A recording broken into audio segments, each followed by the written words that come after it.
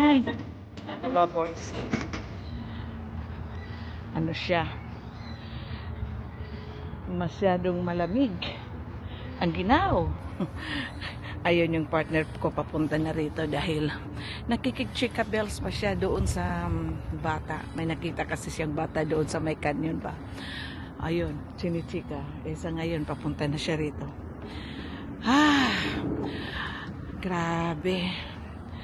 Ang ginaw. At saka ano na rin yung linalakad namin. Galing kami sa city center. Then naglakad-lakad lang kami papunta doon sa may yung sa bridge yan. Tapos andito na kami sa tinatawag na yung garden. Ayan. And then ano muna kami ano bang tawag dahil sa lalakad nahahapo rin ang lola at ang lola nyo. So ito muna mga kababulsa. Maganda rito talaga, parang nakakawala ng problema, no?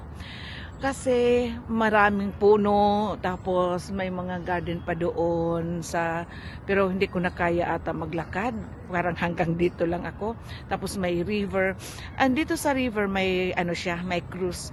Pero hindi ko alam if mayroon pa kaming time dahil aalis na kami ngayon. Anyway, kami naka check-in online na. At saka mga mabait naman yung mga tao doon sa airport.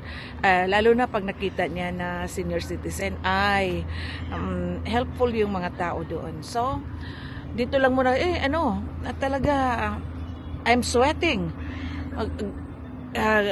Although maano siya, very cold,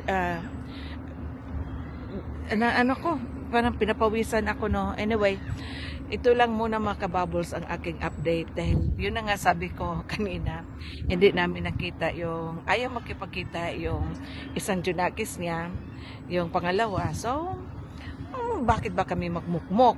'Di ba? So, iikot lang kami dito dito. I think first time kong napunta rito. First time. Pero yung river cruise, twice na kami nakapag river cruise. Kaso talaga parang ang ginaw talaga, okay lang mag river cruise pag maybe summer, pero sa ngayon ewan ko lang, tingnan lang namin if we still have time. Okay, yun lang muna mga kababulsa. Bye, thanks for watching.